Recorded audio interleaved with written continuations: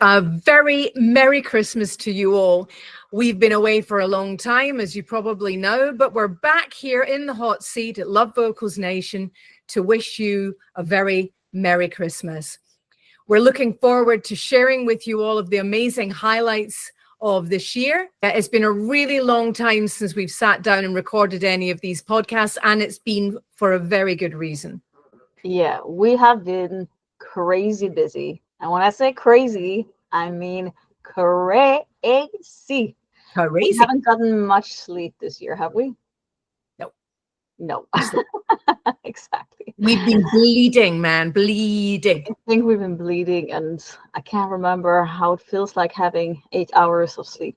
What's that? Yeah, what's that?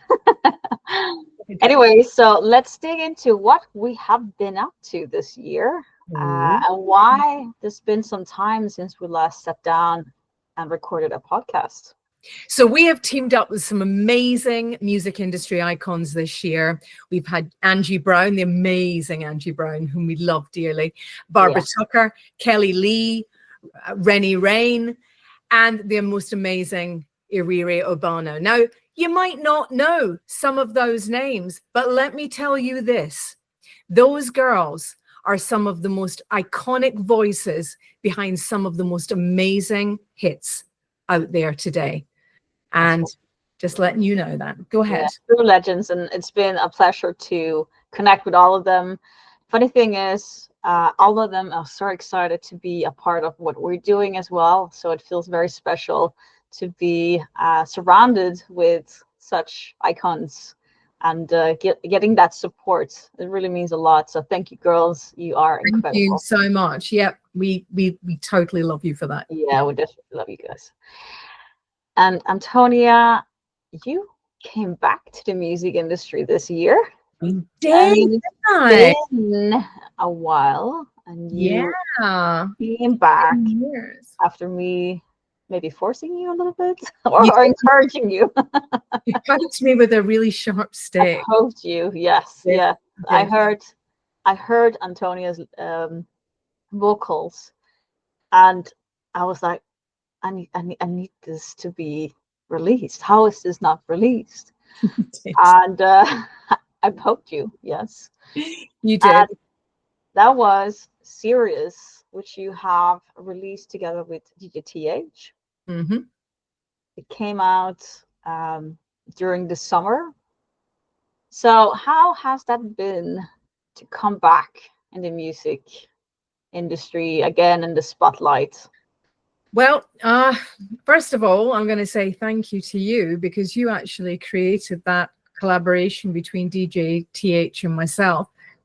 And I was pretty blown away that Andrew Real picked up on it, and not only released it as a single, but it ended up in a hot air balloon. You know, hundreds. That's right. Do you remember? Yeah, I remember. That was incredible. Clip of that. You know, let's show a clip of that quickly. Yeah, here's a clip. I open up my window and think of you.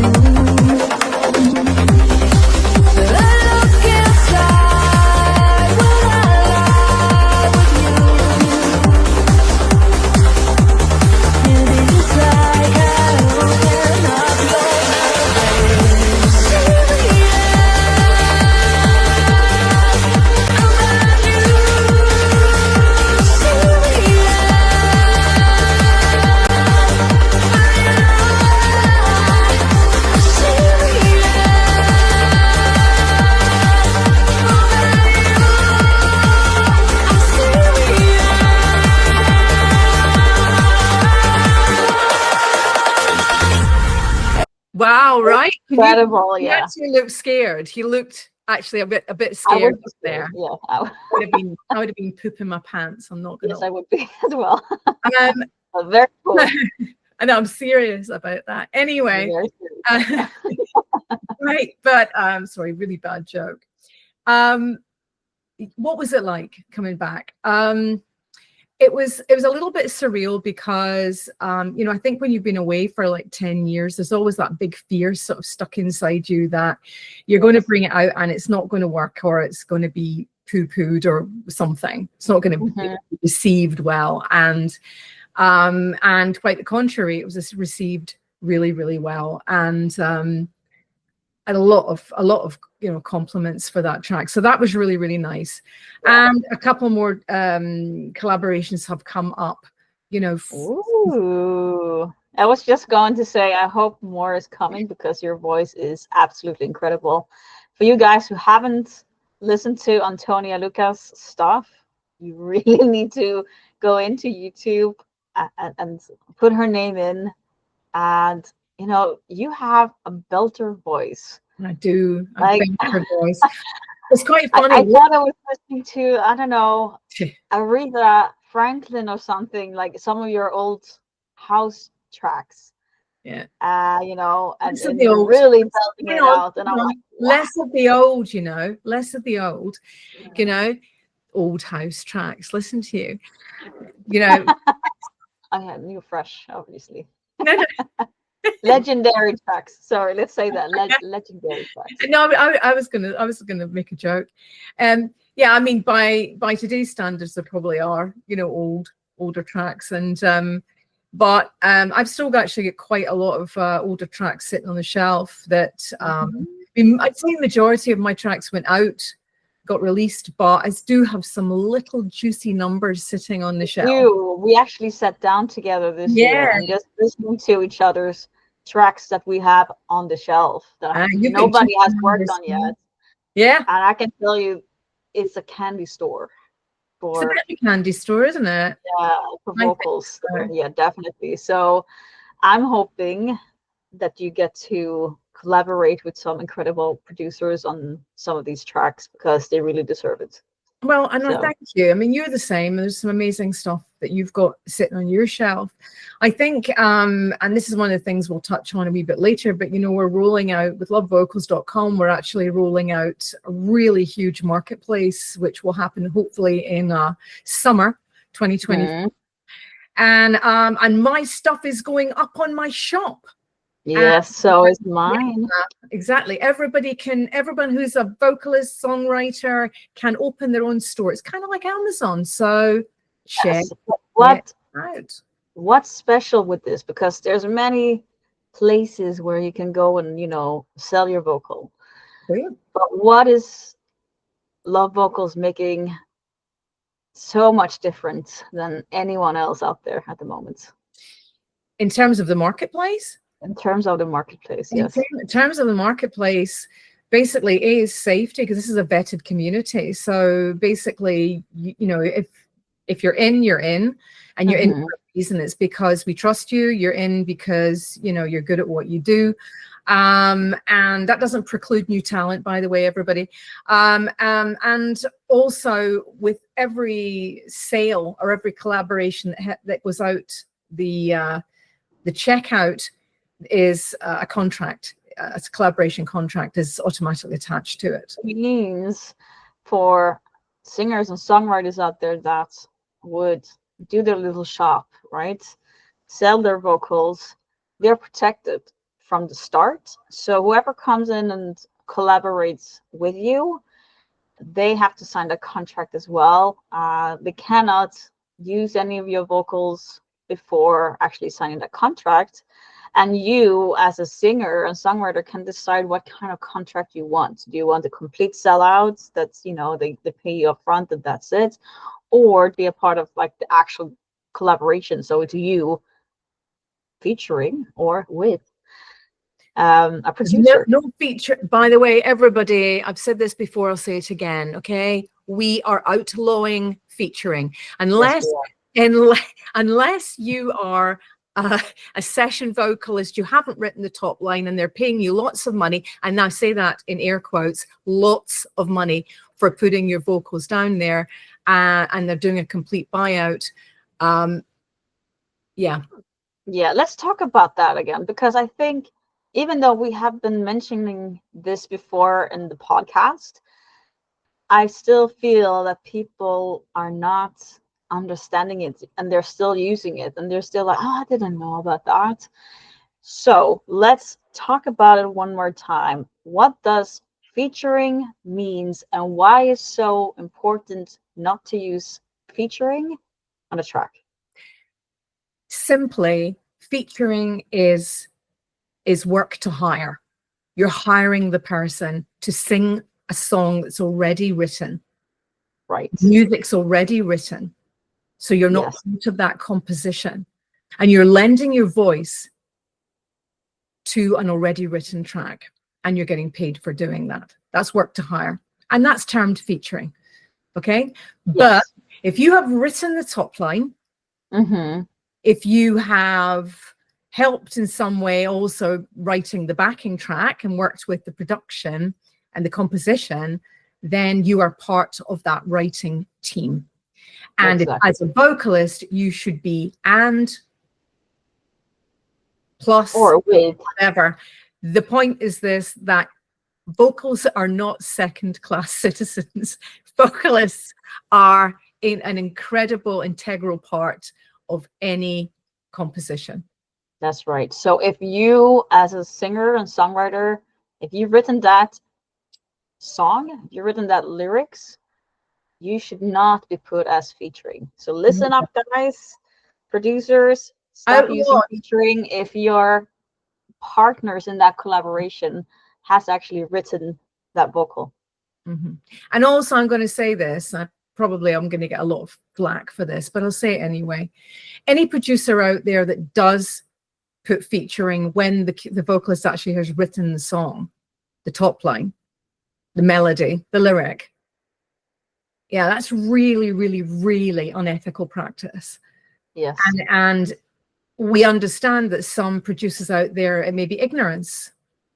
I think it's lack of education. Yeah.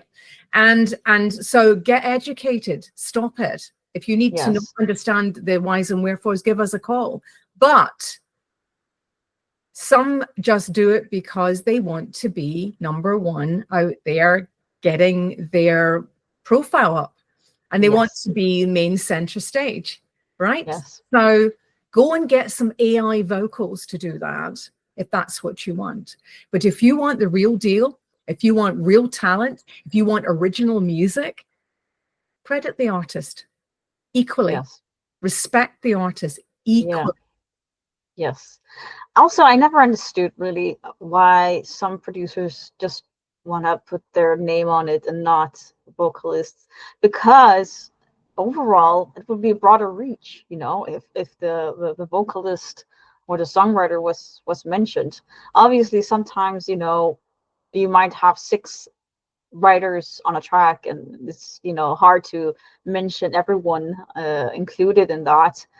But for those where it's not like that, where maybe you are 3 or 4 people on that track, I still think it's more beneficial to actually mention the singer, the songwriter on the track, because they also have a following, and you guys are missing out on that following and that reach. And that's my opinion.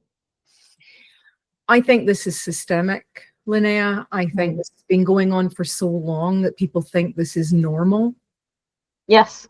And unfortunately, it is so abusive to the person who has written, and unfair to the person who's written that top line and sung that top line. They deserve to have equal recognition, equal value. Yeah. I still believe that there are singers and songwriters out there who has followed, you know, this rhythm that has been out there, this unethical practices, because they have thought that that's just the way it is.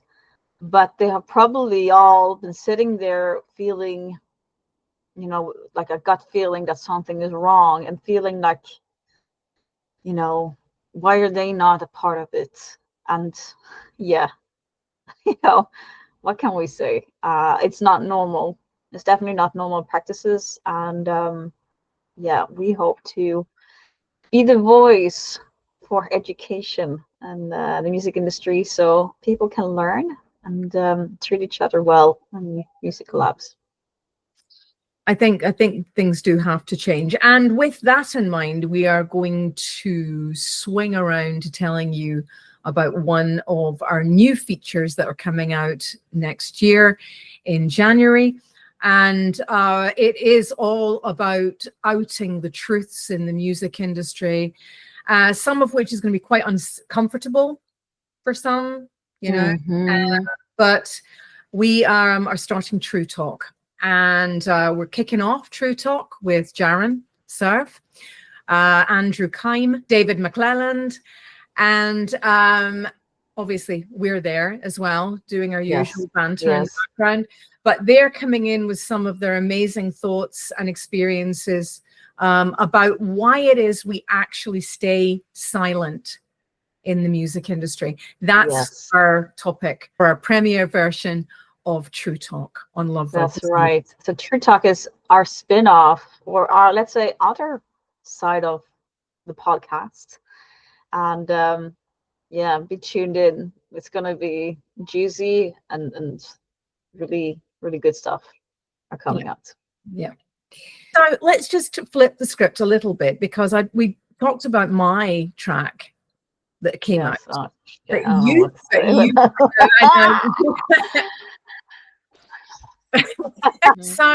just did a track just the other day came out with Maddox, right? Yes. So I released a new track with Maddox and the Rocket Man called Young Birds. It's actually a cover. It's actually a folk song from the early 90s. 1903. How do you say that? 1903. Yeah. So it's actually a folk song from 1903. That's like that's a turn of the century. Well, yes, exactly. The last century. My goodness. Yes. So Maddox manager reached out to me because I have collaborated with Maddox before, together with Hardwell and Timmy Trumpet, and we wrote Revolution. But this is the second track that we're actually working together, and this time it's actually a cover. So I haven't written these lyrics. It's an old folk song from UK, and yeah, the manager Mano, he reached out to me asking me to sing these vocals, and yeah, I sang them in, and they've been on the shelf, I think, for over a year. Wow. And suddenly I got a call saying, yes, we're going to release it. So it's a part of Maddox's new album coming out. So yeah, this was the first release on his new album. Wow. Well, I've still got to hear it. So so let's have a listen to it right now. Yes.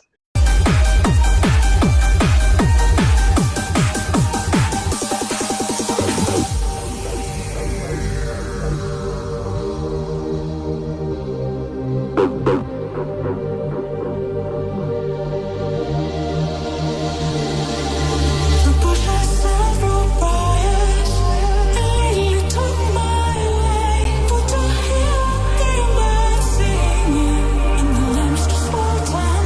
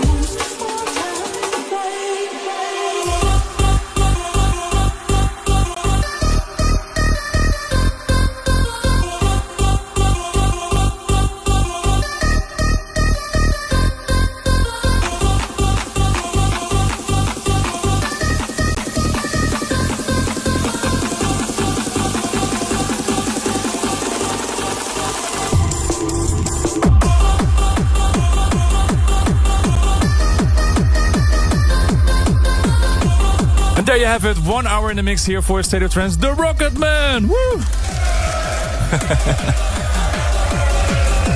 Amazing. Yay. Thank you. Love it. Thank you so Amazing much. voice. Yeah.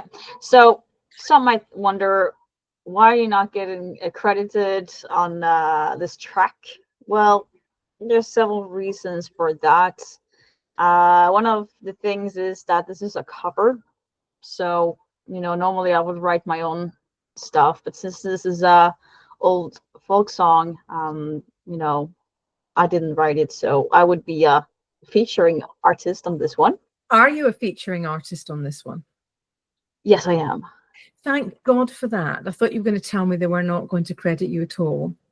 Well, oh, Breeze, what's going on? Oh, there's a story. when this is released, it's probably a different situation, and we'll probably have signed and solved everything. But I have been requesting the team to credit me as a singer. So we'll see. Okay, so just a little tip, everybody listening to this. I mean, you might be saying to yourself, you know, why is it that Linnea is not actually going to be credited as a singer?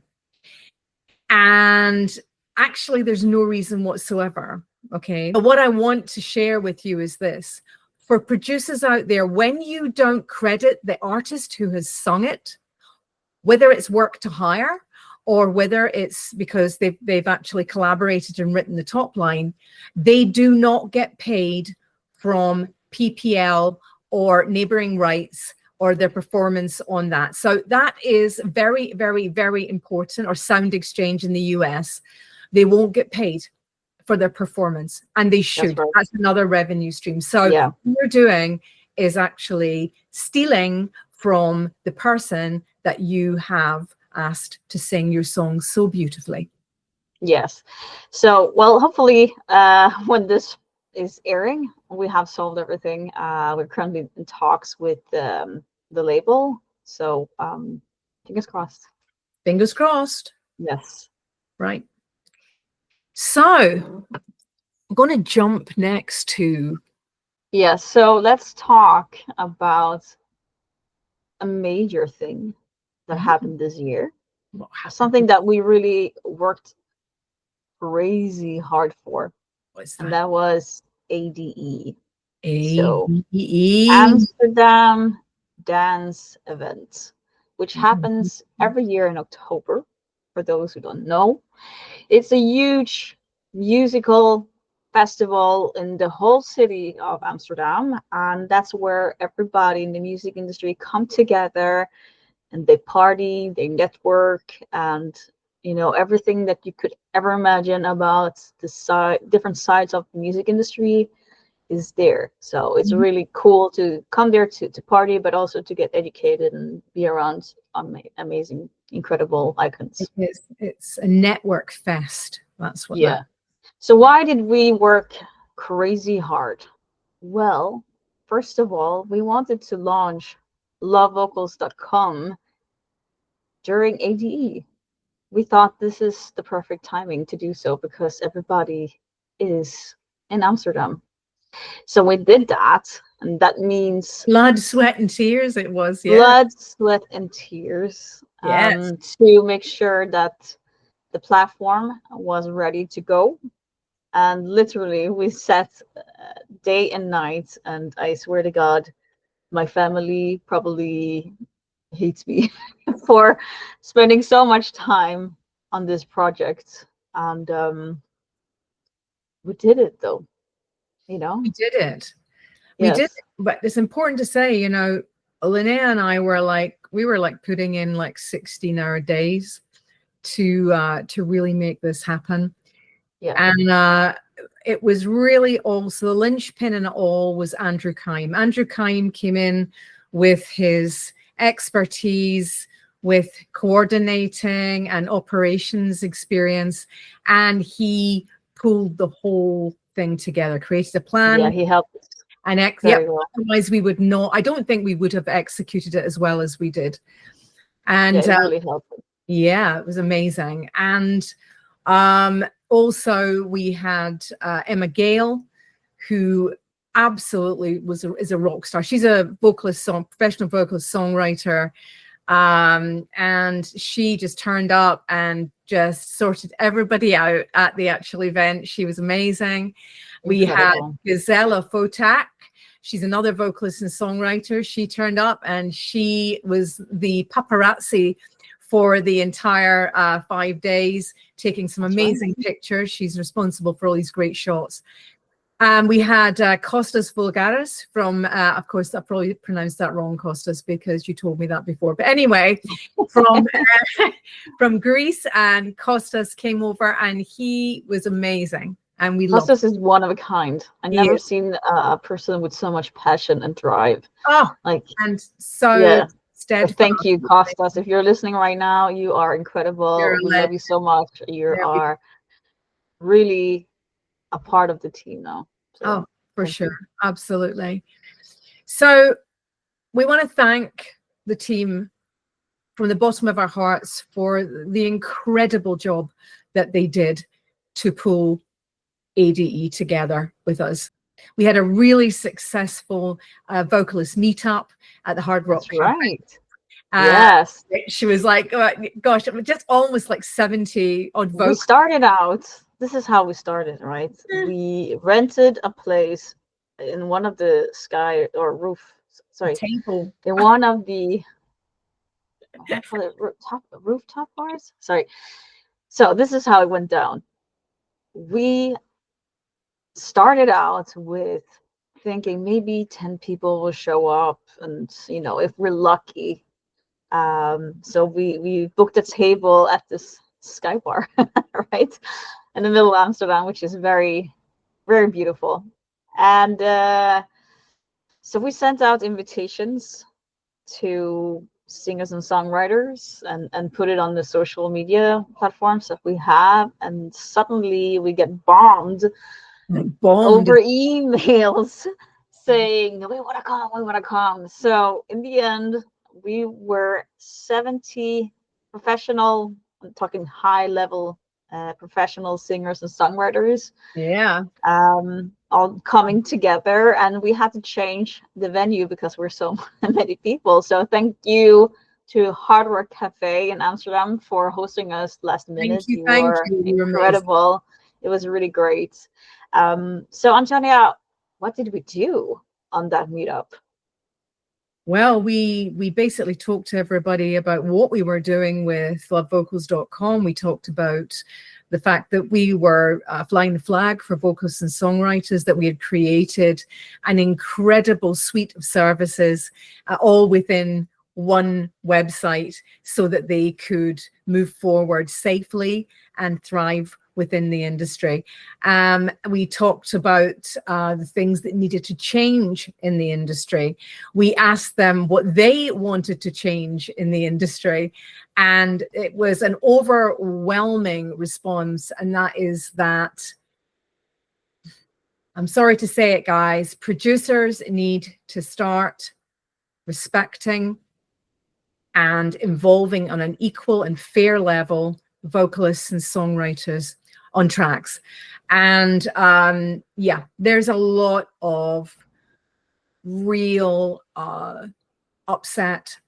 There's a lot of casualties have come out of this. We've lost quite a lot of talent because they can't bear the thought of going back and having to deal with that kind of level of what they deem abuse within the industry. And so producers out there, and you know who you are, because you know that you do it, stick featuring on, and then go out there all gung-ho with a track that's been written for you.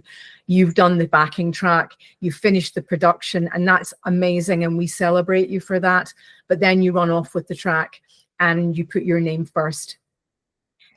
Always. I want you to imagine what that would be like if you were standing in those shoes and we did that with you. You'd go nuts.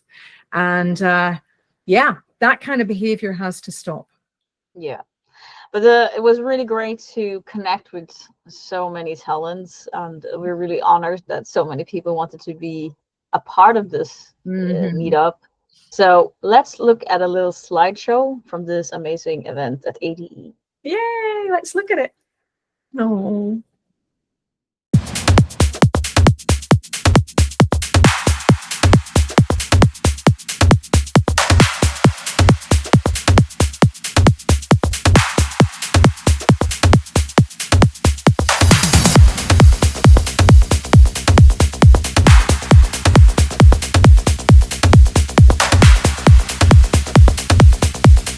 Now that was fun. That was so much fun. So thank you guys for showing up. And this is not the end of this. We're gonna have more events coming up in the future. Yeah. And yeah, stay tuned. Well, we're just to add in, we're actually going to have a free music industry networking event happening probably towards the end of January. So please, please, please put it in your diary. If you're a vocalist and a songwriter, even if you're a producer, come on over. Let's Everybody all come get over. together and just hook up. Yes, exactly. Let's collaborate. Yeah. Yes. We also hosted a launch event for lovevocals.com, and also we celebrated Auditor Recordings 10 years anniversary at one of the Sky Bars in Amsterdam. Not a Sky Bar. It was really fun. Thank you everybody who turned up. It was so much fun, and we streamed this event on Twitch for 8 hours as well. So if you were listening at home, thank you for tuning in with us. It was so much fun. You know, there was one guy standing next to the DJ booth just to make sure that the lighting and, you know, the sound is good. And just where he was standing, the camera was also standing. And I know when I was playing, I did like some kisses, you know, to the camera. But I could see that, you know, somebody who was filming me when I was playing thought that I was sending kisses to the sound guy, you know, or the engineer or whatever. No! And I'm like, oh my God, Lord. no. No, I did not do that. It was to the stream, you know. Funny things that happens. But yeah, we had guests on the show, such as myself, Antonia, you were around as well. Ed Linen was there, or Lafini, Martin de Jong, Susanna, Trinitro, and DJTH. So thank you guys for coming along and having a good time with us. It was really special. Absolutely brilliant. It was really special, and I think everybody felt that, Linnea. Everybody felt special. Yeah, and also thank you guys, everybody, you know, Costas, Gisela, Emma Gale, and everybody else who has been helping us out in that event. Thank you for being an incredible team. So this is not, as we're saying, this is not the first and only events. We were probably going to do some cool events in the near future, but yeah, stay tuned and we will let you know when those things are coming up. So I also want to put a major shout out to some amazing DJs. Right. And this is our phenomenal raid team, who are headed by Kat Ferguson in Glasgow, and also DJ Chair, who has put so much effort into helping us with our pre-launch DJ raid through Twitch.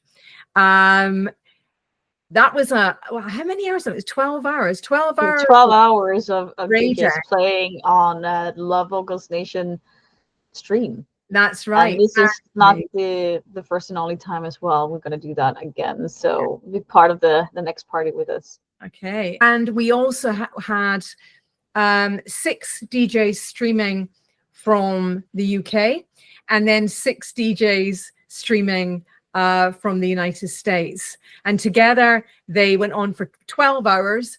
They were all moaning, saying that an hour each wasn't enough, which is absolutely right, because they were absolutely phenomenal. We had Trans Jesus and his amazing wife, Jen. A real honor to have them with us. Yeah. And we hope to be having them back on again very, very soon. So I want to put out a special thank you to the RAID team that put such enormous effort into our pre-launch for ADE. So I want to say a big shout out to the Jen Blackburn, Trans Jesus, DJ Chair Raver, Kathy Glasgow, amazing Kathy Glasgow, Cat Glasgow. Just keep an eye out for her. She's amazing. And we've got DJ Rube. And then we've got Biggie Wawa. So I want to thank Biggie Wawa. And again, Transalot, Tri Nitro, and D-Tech. Thank you so much, guys, for the time, the effort, the love that you put into that raid. It was amazing. And I watched it end to end, and the music just was absolutely on fire. And we're going to show you a little clip of some of that right now.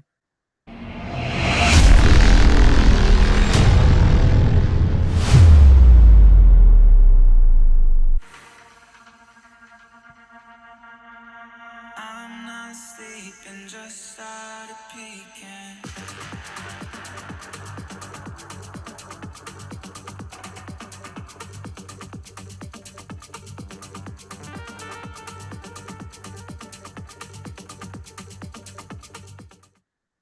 Going back to ADE, we were also last minute invited to be a part of the ADE panel. Yeah, you were. Speak. Yeah, so I went. I had no sleep. I think I've slept like 3 hours that night. I felt like I looked like poo.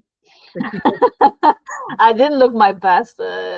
You know, I didn't sleep at all that week. But yeah, I stressed out to take a taxi together with Gisela. She was my little paparazzi, and yeah, I was invited to this incredible panel where we talk about 50-50 splits in the music industry between labels, and that was really interesting. I was sitting together with big lawyers in the music industry, and we had people from Warner Music sitting and listening to what I had to say. And one of the funny things that I didn't know, you know, because I always speak from what we stand for and advocate for. But actually, I noticed that the lawyers were also advocating for the rights of artists, and they were, you know, talking about why contracts are so difficult. Like, why do labels make it so difficult to understand? You know, I thought that was really incredible to hear. They also realized that a lot of artists are scared to speak out because they're scared to get blacklisted. So I thought that was really incredible to hear from others, because that's something that, you know, we know is happening in the music industry. You know, we as artists ourselves has probably, you know, been in that situation as well, and we know of many who are scared still to, you know, speak their truth. But it was nice to hear that others are feeling the same. So we're not just here talking and, you know, being critics overall. It's a mood in the music industry, a vibe that is going on in the music industry. I think people are paying a little bit more attention at the moment on different contracts. Like, something that I noticed in the contracts this year compared to all the other years in my music industry, and I've been in this music industry for 15 years, is that the contracts are different now.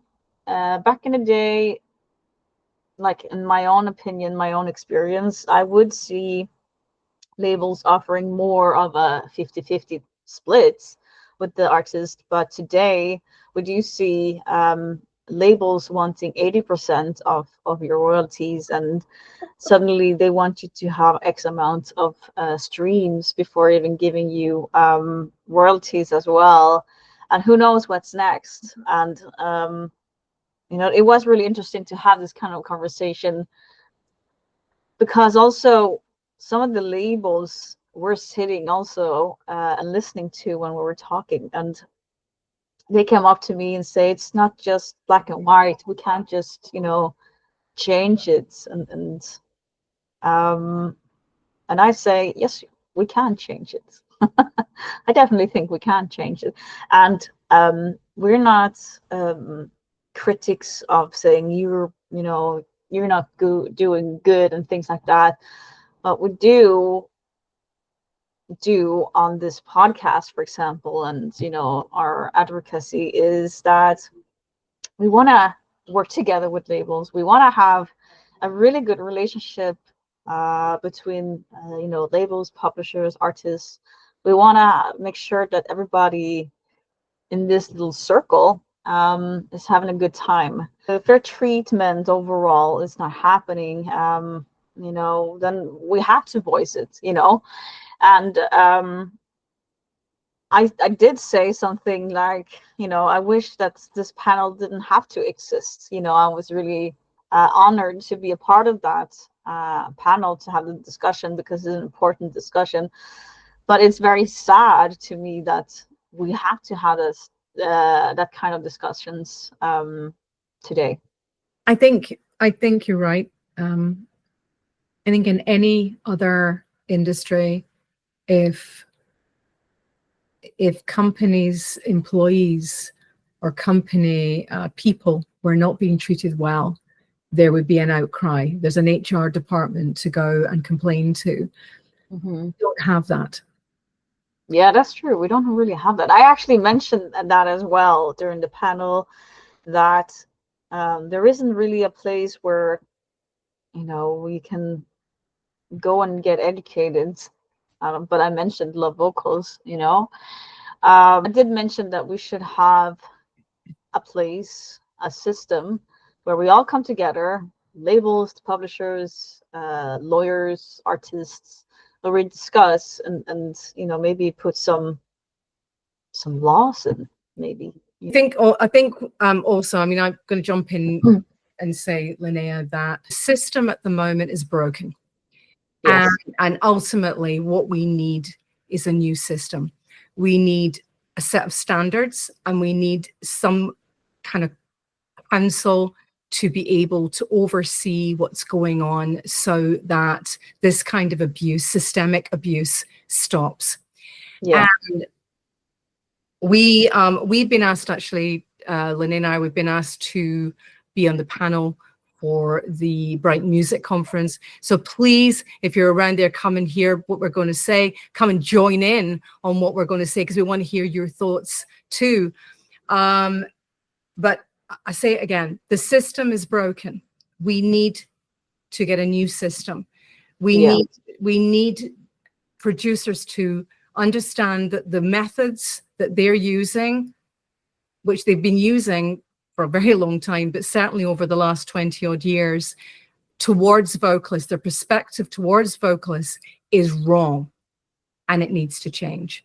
Or I also put the question out there, you know, if you're taking 80% of my royalties as an artist, I want to know what that 80% is going to, you know, towards, because, you know, if it's not 50, you know, I'm giving you the track as an artist, you know, I'm doing my part, and you as a label should do the other part, is helping me get my track out and get listeners out there. So with 80%, you know, if you're telling me you want 80%, I want to know exactly, actually, in a contract, what you're going to do with that 80%. That's exactly what I want to know. Because if you're helping me, for example, to reach sky heights with marketing and whatever you can do to help me as an artist, and that really pushes me to become, I don't know, the next Mariah Carey, let's say, you know, I'm not going to be like that, but but let's say they did, then maybe there is a part of me that could consider that. Depending on what the offer is, and if they don't tell you what they're offering, why should you agree on 80%? Well, I don't know. There's a certain expectation out there, Linnea, where they actually just think you're going to just sign it anyway because you want to get your name out there. Yeah. And that kind of perspective has to change. I hope with that kind of conversation that we can continue to work together to find an alignment and have some fun in the music industry. Yeah, I would be amazed. I want to ask you, Antonia, what's your favorite moment during ADE, and what is your worst, moment during ADE? Oh, you're cheeky. You know what my answer is going to be to that. Right. So my favorite moment was Angie Brown invited me and Gazella to go to the Bulldog Theatre to watch her perform. We were there. It was an amazing show with Barbara Tucker was singing. Angie was singing, obviously. The MC, Georgie Porgy there, who was kind of MCing the whole evening. It was a phenomenal house night, and icon after icon the whole night. So that was definitely my favorite moment. My not so favorite moment was...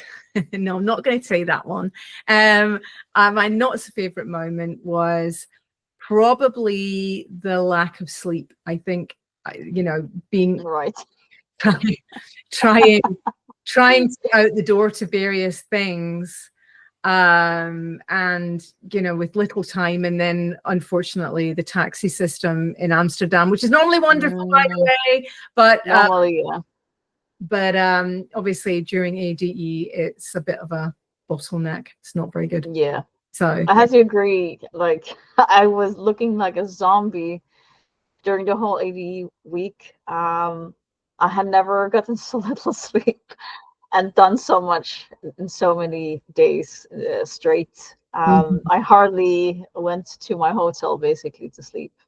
But some of my favorite moments was, first of all, that you and I, Riri and Gisela, we actually came together and shared room. It was really fun having, sleeping in the same room, just like, I don't know, like you're on a camp or something, with your best girlfriends, It was really fun experience. The hotel was interesting.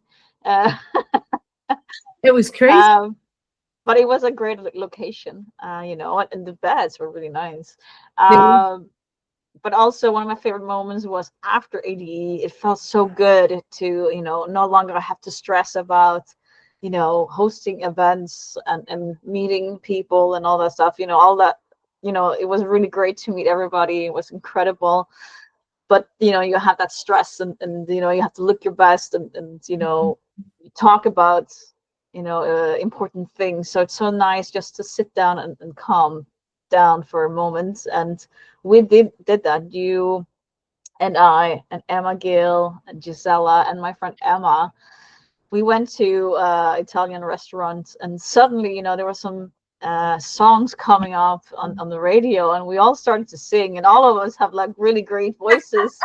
So the waitress came over and she's like, "What's going on here? It's like a free concert." It was lovely. Everybody, we couldn't just stop singing, just sitting and jamming. That was great.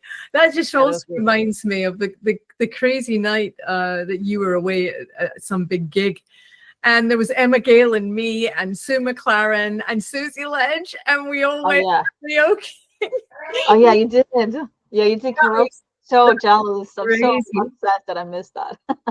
Yeah, actually, a Gazella came as well, and all of us are singers and songwriters, and we just went mad.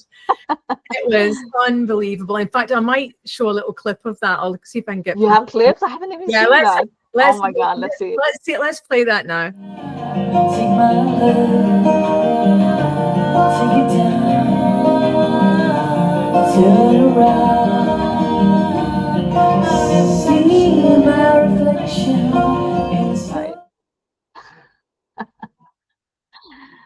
Oh my God, that's Yeah, right. insane. I know. Oh my God. I'm gonna Oh, kill. I'm I'm so gonna kill jealous. you for putting that on. But anyway, it is what it is. Good times. It was. Another favorite memory of mine. The favorite is kind of worse as well. You know, you and Gisela, one of the nights, you know, you told me about this kebab place and you had like great kebabs or whatever you had. Oh, stop this. And I went by that place when you guys were sleeping. And I looked into the restaurant and there was like several rats running around on the floor. Oh my God! I know. I nearly puked. And you just ate those I kebabs, and I'm like, know. oh Wasn't my that god. So I'm happy I didn't eat at that place, but Oh my yeah, you God. know, you're still alive, you know. which is Alive. Great. But I didn't have, you know, issues. So that was good. Yeah. Yeah. I don't know if you want to tell the story about your husband. The Oh numbers my get in God. the Oh, that's yeah. terrible. All right. So I'll tell the story. Okay. So I left to go to Amsterdam. My husband drove me down to Detroit Airport. I locked the door on the front door as I left, and we have one of those, you know, keypads, you know, with the number on it. Mhm. Locked it, left, got on the plane, flew over to Amsterdam. You Which know, takes how many hours? yeah, 8 hours. 8 hours. 8 hours, and then got off the plane. Took an hour to get to the hotel, and then basically called my husband, who was sitting in the car He because was still in the car, yeah. he didn't know the code to get into the Oh house. my god. Bless him for having so much All night in the car. And he said, and this is Orion, my husband's called Orion. He went, oh, it was okay. You know, I had my phone and I was able to watch movies. It was all right. It wasn't that bad. And I just put the call on. So while you went through the airport, you flew all the way to Amsterdam, got yourself to your hotel. He was still in the car waiting so he can get connection with you to get back into his house. Oh my god. I mean, I'll give him 10 out of 10 for taking one for the team. He didn't go and smash a window or anything. Yes, thanks, Orion, for having. Yeah, thanks, Orion. A good laugh. Yeah, I know it was horrible, but wow. Yeah, no, I know it's epic. All right, so one of the things that also happened this year was Jaren Surf. She took her courage and spoke up about what happened around Men on the Run, which is one of the biggest classic vocal trance songs in the music industry ever, which she collaborated with Dash Berlin. And she talked about her team, Surf, Mitiska, and Jaren. So Surf, Mitiska, and Jaren were a group, and they were actually creating Men on the Run. She wrote it together with the guys, and Dash Berlin came in later on and wanted to collaborate, and you know, out of it became the amazing song Men on the Run. And there was some issues with the crediting on that song, people not being mentioned on the collaboration, and which left heartbreak and very, very sad scars for Jaren and Surf and Mitiska. I know that Dash Berlin have reached out to Jaren afterwards, saying that they weren't really aware.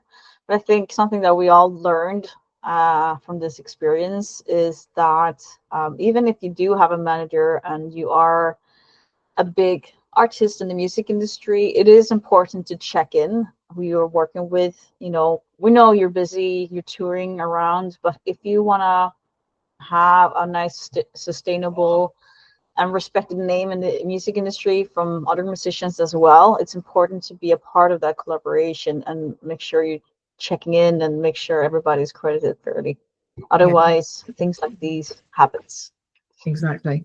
Yeah. And you can hear a little bit more from Jaren when you tune in to True Talk at the end of January. That's right.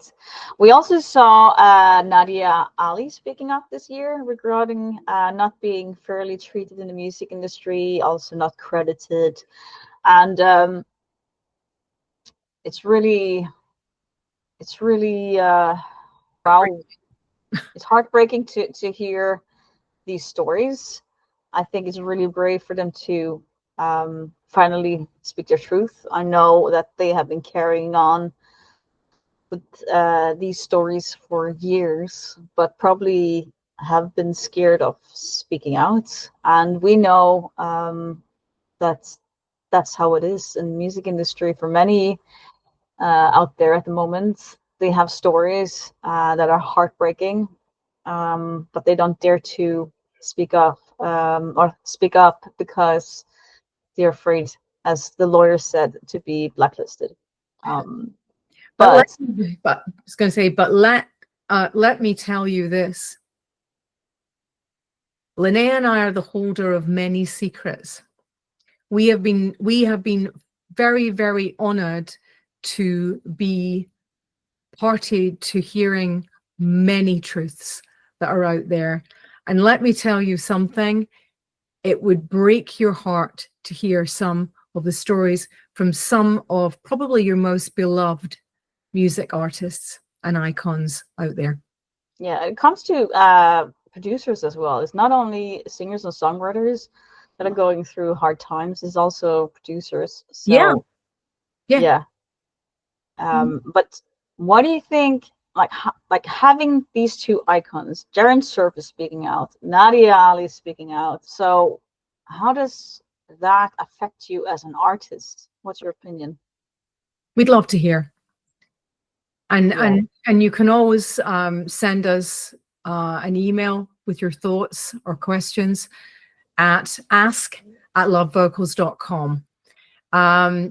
We are always here and open to hearing your truth.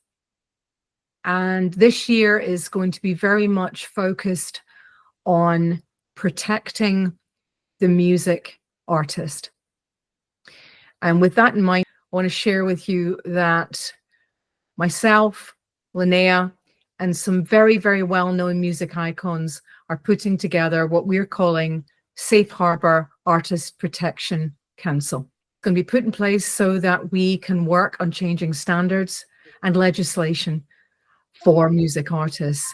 We also are running a victim support section, which will be headed by mental health professionals to help support artists who have been victims of trauma, whether it's sexual trauma or whether it's trauma from being treated poorly within the industry.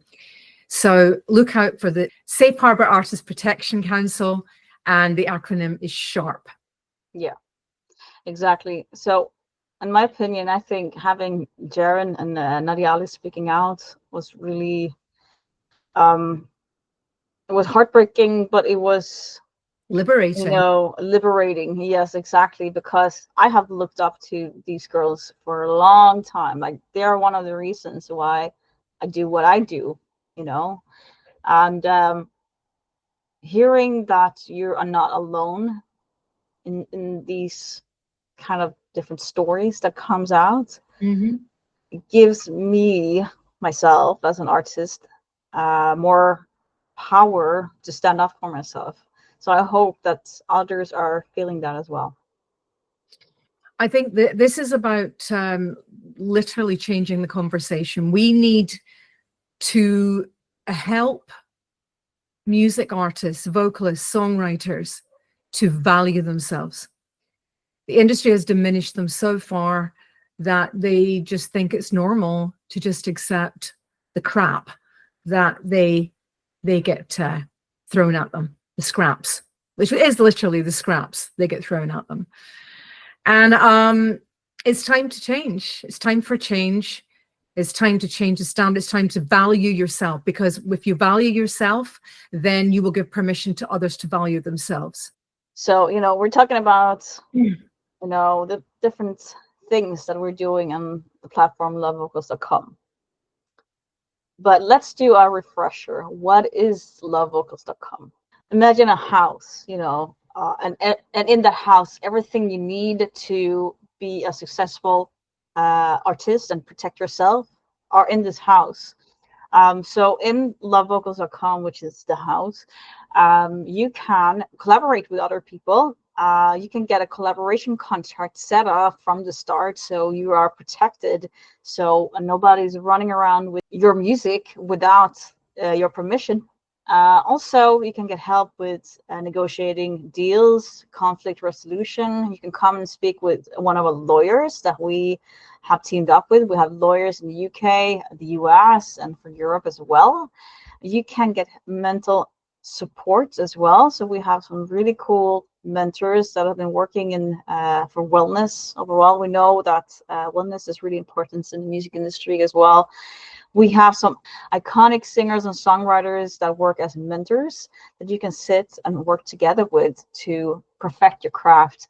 We also have producers that you can work with to take your songs to the next level, but also have songs created for you for your maybe your next album, for example. So many tools. There's marketing tools. There are a facts section where you can go in and read a little bit about how to understand your contract, how to understand the value of your vocals, for example, what the vocal fee should be around, and understand the value around that as well, and how to collaborate in the best way, understanding your publishing and licensing as well. So this is the place, basically, the place you want to be as a musician. And I wish we actually built what I wish I had as a musician starting out in music industry. Everything is in there. Yeah, we do have a knowledge base with everything you need to be successful and to thrive and to be protected in the music industry. So come in. We do see a lot of iconic, and then I mean iconic producers on the platform at the moment. So, and they do want to collaborate with amazing vocalists. So if you're a vocalist and you haven't signed up yet, come in, connect, collaborate, get educated, and have fun. I love that. And I think that's a nice way to put this. You know, the time is now. The time is now. This is a movement. This is time for change. It's time to speak up and speak your truth. It's time to actually take action. And that doesn't mean be nasty, cruel, hurtful, mean. It means join together with your fellow creators and understand without creators, there would be no music industry. And that's why you have to start valuing yourself. So that's it. So yes, and we do have oh yeah, and we do have a magazine coming out as well. Yeah. And in that magazine, you can see what's happening on Love Vocals and what's coming up next. If you want to get that magazine as well, make sure that you are signed up on the platform and be a part of the good times. Yeah, and for the wonderful, amazing fans out there, and you know who you are, we are also opening a special section in Love Vocals for you, because we know that how valuable you are. We know how much you care about the vocalists and songwriters and indeed the producers out there, all of your favorite people, and we're all going to be there. So yep. Do not wait. Sign up as soon as possible to lovevocals.com. Yes. So Antonia, I want to ask you, what are you most proud of this year? I am most proud of the fact that after 4 years of building this website, that we finally launched it. I really did think at one point, if I'm really honest with you, I really thought that I just was going to fall over with tiredness and burnout. But the fact that we got to the end, the fact that we launched it, the fact that it's going so well, it's been so well received, my goodness. That to me is a great achievement. And I thank you too for all your support and help with that. Yeah, I think also that's something that I'm mostly proud of this year. We built a ground-shaking platform that will change the industry for the good. And we did that from scratch, from ideas and talks and many sleepless nights, many tears and Yeah, exactly. Many years. yeah. We have both been on the brink of burnout a couple of times, but I think it's worth it. It's definitely worth it. So I want to ask you as well, what is something that you like us to do or change in the music industry as we're coming into 2025? Well, thank you so much for tuning in to Love Vocals Nation. We really love to see you here, and we hope that you had a phenomenal Christmas. Make sure to subscribe and follow us if you like what we're doing. We are currently working with some incredible things in the background, big partners that has come on. Very, very, very. Love Vocals, and we can't wait to tell you all about it and share with you in the new year. But until then, we wish you a happy new year. Thank you for tuning in. Thank you for being here with us. Look after yourself, and we'll see you soon in the new year. Happy New Year, vocalists. Bye. Bye.